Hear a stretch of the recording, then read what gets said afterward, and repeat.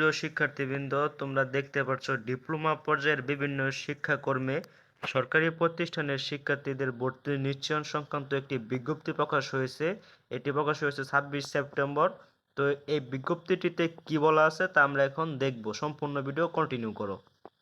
নোটিশটি পরে শোনাবো। সেটি হচ্ছে বাংলাদেশ কারিগরি শিক্ষা বোর্ডের আওতাধীন 4 বছর মেয়াদী diploma in engineering, diploma in textile engineering, diploma in marine engineering, diploma in agriculture, diploma in forestry, diploma in fisheries, diploma in livestock এবং 2 বছর মেয়াদী certificate in marine trade course শিক্ষাকর্মের 2024-25 শিক্ষাবর্ষের বিভিন্ন পর্যায়ের ফলাফলে চান্সপ্রাপ্ত শিক্ষার্থী যারা সঠিক সময়ে নিশ্চয়ন করতে পারে নাই, শুধুমাত্র তাদের নতুন করে আবেদন এবং অপেক্ষমান তালিকায় থাকা শিক্ষার্থীদের পছন্দ ক্রম পরিবর্তনের সময় 30/9/2024 হতে 2/10/2024 খ্রিস্টাব্দ তারিখ পর্যন্ত।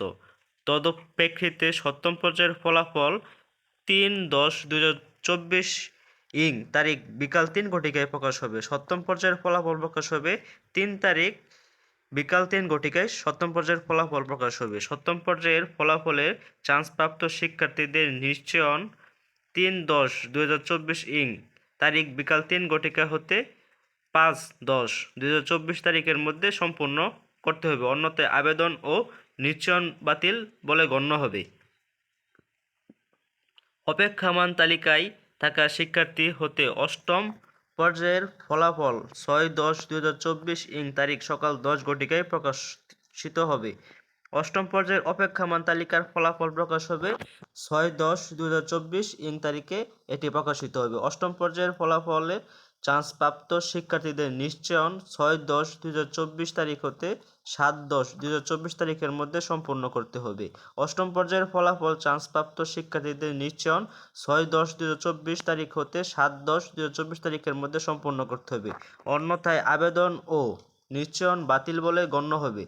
সপ্তম ও অষ্টম পর্যায়ে নিশ্চয়নকৃত শিক্ষার্থী সংশ্লিষ্ট প্রতিষ্ঠানে এসএসসি পরীক্ষার মূল নম্বরপত্র, সদ্য তোলা ছবি 3 কপি, প্রশংসাপত্রের ফটোকপি জমা প্রদান সাপেক্ষে 8/10/2024 তারিখের মধ্যে সশরীরে উপস্থিত হয়ে প্রাতিষ্ঠানিক ভর্তি সম্পন্ন করতে হবে। প্রতিষ্ঠানসমূহকে ভর্তির সময় শিক্ষার্থী কনফার্ম লিস্টে আছে কিনা তা যাচাই করে ভর্তি করতে হবে। এরপরে কোনো ফলাফল প্রকাশ করা হবে না।